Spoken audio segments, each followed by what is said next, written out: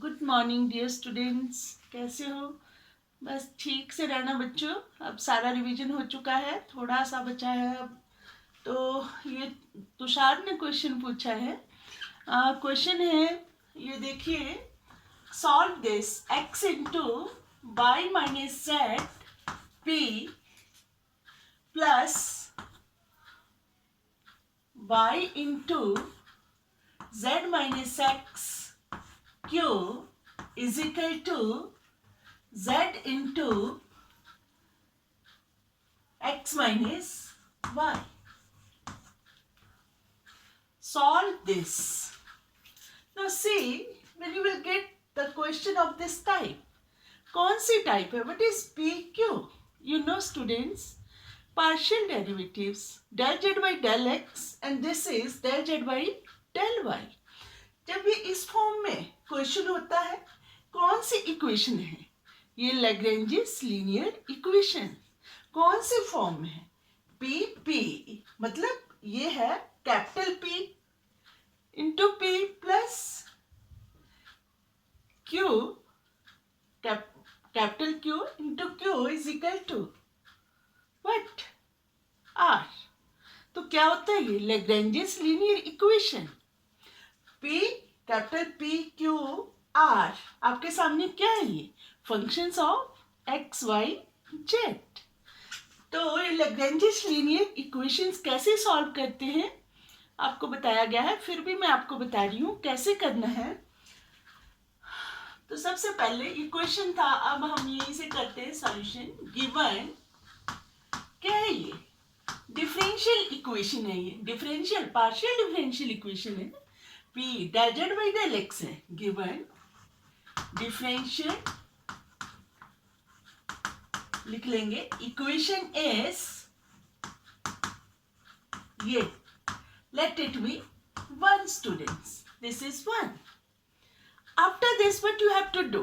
Lagrange's linear equations में क्या करते हैं? क्या करना है आपको? Now you have to compare this with किससे? PP plus QQ is equal to R. ध्यान से देख लें, हर क्वेश्चन ऐसे करना है जो इस तरह का होगा। तो राइट ऑन कंपेयरिंग, पूरा लिखा देती हूँ, 1 with capital P small p plus QQ is equal to R. We get, what will you get students? Now compare this with this. Now small p, a capital P, a be small p. So therefore this capital P is equal to what? X into y minus z. Clear? And capital Q, it is what students? Now see, this is equal to y into z minus x and r is equal to what? And this r is equal to z into x minus y.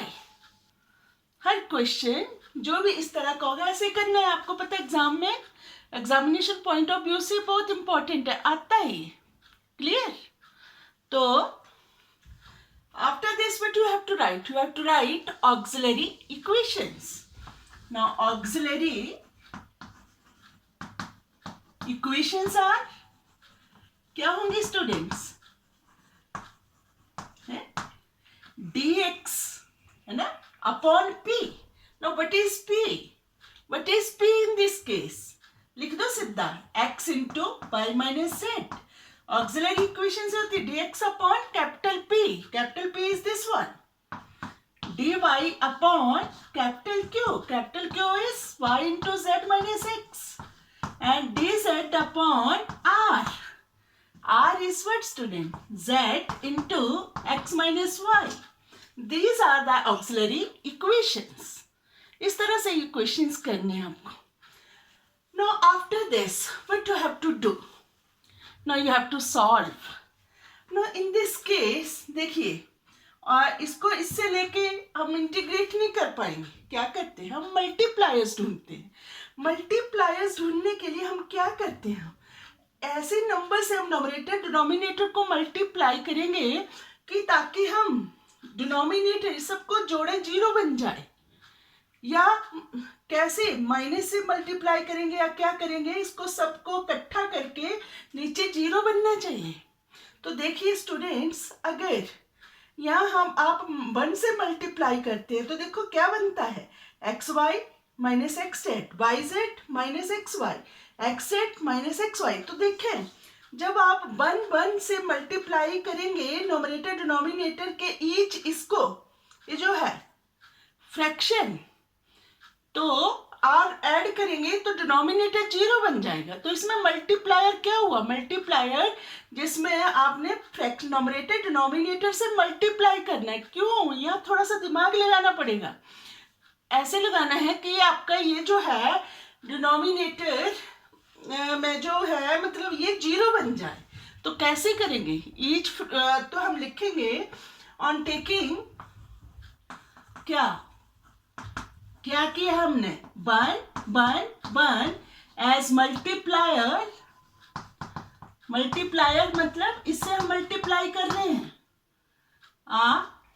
Each fraction, let it be 1, तो लिखेंगे each fraction of 1 is equal to, क्या हो जाएगा, each fraction मतलब ये भी। आप यह देखिए, एक मैं एग्जांपल लेती हूँ स्टूडेंट्स। जैसे मैं ले रही हूँ इसको, बस एग्जांपल के उसमें रखो कि 1/2 this is equal to what, 2/4 this is equal to what, 3/6। सबको पता है ये सारी फ्रैक्शन, ये सारी आपस में क्या है, बराबर। जब आप इसका सम लोगे, नोमिनेटर को जोड़ दो 6 और डिनोमिनेटर्स के भी सारे जोड़ दो 12, 6/12 इज आल्सो 1/2, या भी 1/2, ये भी 1/2। ईच फ्रैक्शन जो है वो equal to what, the sum of the nominators, जितने भी फ्रैक्शंस है, अपॉन सम ऑफ डिनोमिनेटर्स। वैसे ही उसी तरह इसी फॉर्मूला को अपनाते हुए हम ले रहे हैं ईच फ्रैक्शन ऑफ 1, इसका प्रत्येक का फ्रैक्शन किसके बराबर हो जाएगा, dx प्लस 1 से मल्टीप्लाई किया तो वो ही रहेगा ना। तो क्या बनाइए, dx plus dy plus dz upon, इसको मल्टीप्लाई किया और प्लस कर दिया, you will get what, xy। Is it clear, xy minus xz plus yz minus, multiply कर लो स्टूडेंट्स, मेरे को लग रहा है क्लियर हो रहा है आपको, प्लस, क्लियर। हाँ स्टूडेंट्स, ऐसे करना मेरे बच्चों, माइनस ZY। अब आप देख रहे हैं XY से दिस कट, XZ से कट, दिस से ये कट, तो आपने क्या पाया यहाँ, from here you will get what student, dx plus dy plus dz दिख रहा है, अपॉन व्हाट, 0। ये थोड़ा सा कट गई लाइन, मैंने काटा नहीं है, ये टेढ़ी चलेगी, पर टेढ़ी नहीं ले जानी, इसको मैं फिर से लिख देती हूँ, ये dx plus dy plus dz upon 0, मतलब ईच फ्रैक्शन ऑफ दिस 1, ये प्रत्येक fraction is equal to what, कितना हुआ, dx plus dy plus dz upon 0। तो ये 0 ऐसे तो इन्फिनिटी बनता, पर क्या हो गया, फिर क्रॉस मल्टीप्लाई कर दो ईच फ्रैक्शन ऑफ दिस, तो इस तरफ क्या आ गया, 0। It implies what students, it implies, ऐसे तो ये dx plus dy plus dz is equal to 0, ये मिल गया हमें। Oh, is it clear? Each fraction of this is equal to this. Do cross multiplication, you will get this, dx plus dy plus dz is 0. On integrating, we get what? इसको integrate कीजिए, x plus y plus z is equal to कोई constant, let it with a, एक constant क्या ले लिया हमने, a, late it B 2। अब students दो सॉल्यूशन मतलब ए बी दो कांस्टेंट्स निकालने और ये कांस्टेंट जो होगा वो क्या ले लेंगे हमने कोई u is what function of x Y z और दूसरा भी वैल्यू आएगी मैं बताऊंगी आपको सीधा भी लिख सकते हैं। अब फिर से एक बार फिर ऐसे मल्टीप्लायर्स ढूंढने कि डिनोमिनेटर इसी तरह से जीरो बन जाए।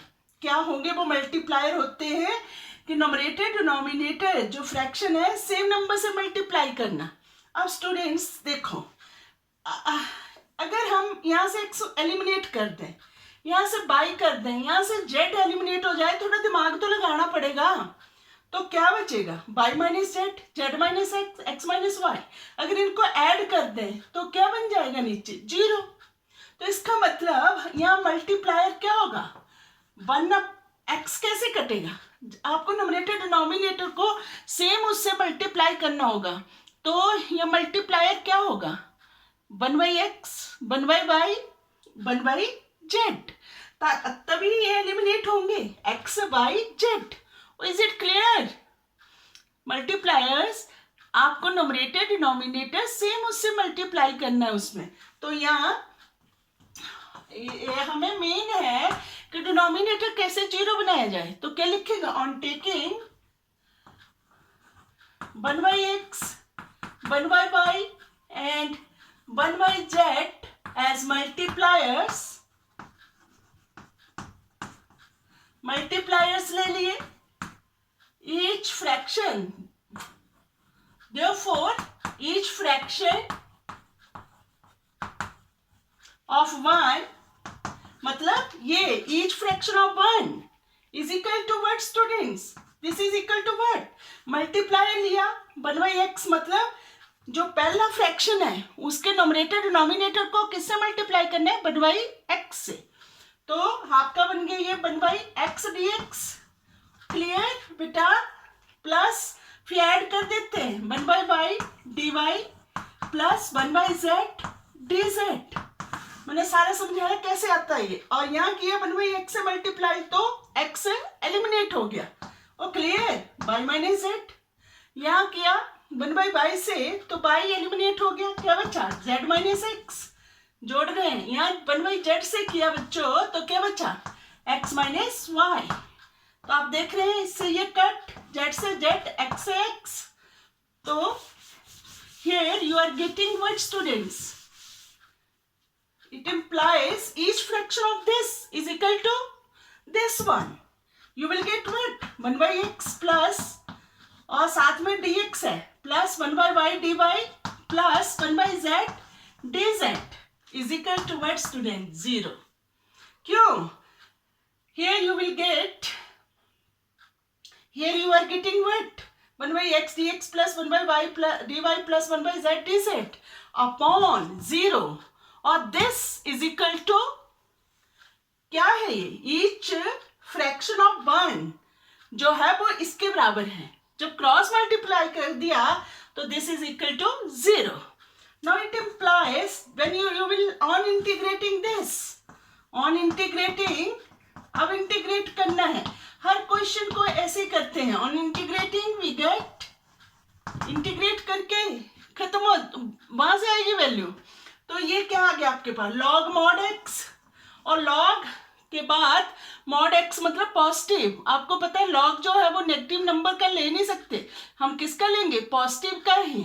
तो लॉग एक्स लिखो चाहे लॉग मॉड एक्स लिखो एक ही बात है log x plus log y plus log z is equal to constant लेना है तब हम क्या कर देते हैं log ही लगा देते हैं इस तरफ भी कांस्टेंट में भी ले सकते हैं स्टूडेंट्स ऐसे ताकि सिमेट्री बनी रहे हम लिख लेंगे log v तो क्लियर और this is log of x y z is equal to log v और क्लियर बेटा और it implies x Y z is equal to v. ये आ गया हमारे पास बस ये दो ए और बी ढूंढ लिए। ए हमने क्या लिया A is equal to U U is what function of x Y Z तो वो क्या है आपका दिस वन सीधा लिख सकते हैं और this x Y z is equal to v, इसको ले लिए वैन वाला v which is function of x Y z. और सॉल्यूशन जो होता है इसका, जो गिवन लीनियर लैग्रेंजेस इक्वेशन, वो क्या हो गया student, f of u v is equal to 0। और यू वी क्या है, नथिंग, जो ए है आपका वो यहाँ कांस्टेंट है, पर ये कांस्टेंट जो है that is equal to function u is a function of x Y z. Clear कर लो, घूमना नहीं, ज्यादा दिमाग घुमाना, सीधा आंसर लिखना यहाँ। देयरफॉर सॉल्यूशन ऑफ, जो आपकी solution of given differential equation is f of क्या, जो ए है आपका x plus y plus z, सीधा लिख देना, और b जो है वो क्या है student, x Y z is equal to 0। ये सॉल्यूशन हो गया। ये दोनों के लिए सॉल्व कर लिया, a और b कांस्टेंट निकाल लिए वो, पर a और b एक्चुअल में क्या है, a जो है u is a function of x Y z, लिखने की जरूरत नहीं है, सीधा सॉल्यूशन ऐसे लिख देना। क्लियर हो गया।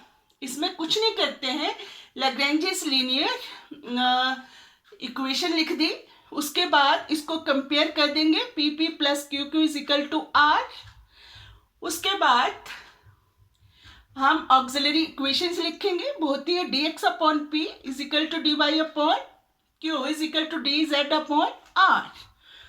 उसके बाद हम मल्टीप्लायर्स लेके इनको, अगर पहले मतलब कंपेयर करके आ जाए, पर यहाँ दो दो टर्म्स वाली जो दी होती हैं, मतलब y माइनस जेड या प्लस करके, तो मल्टीप्लायर्स ढूंढने पड़ते हैं, ऐसा सीधा इंटीग्रेट नहीं होता। जब लग जैसे डी एक्स अपॉन एक्स दिया है या डी बाई, क्वेश्चन करके करवाऊंगी, ऐसे आप उलझ जाओगे। इसमें फिर मल्टीप्लायर्स ढूंढ के हमने ईच फ्रैक्शन जो है वो कर दिया, डिनोमिनेटर में 0 लाना है।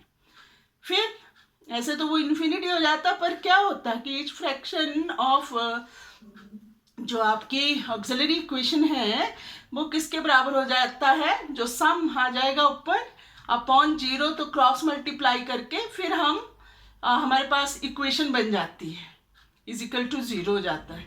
फिर हम इंटीग्रेट करते हैं, बताया ना आपको।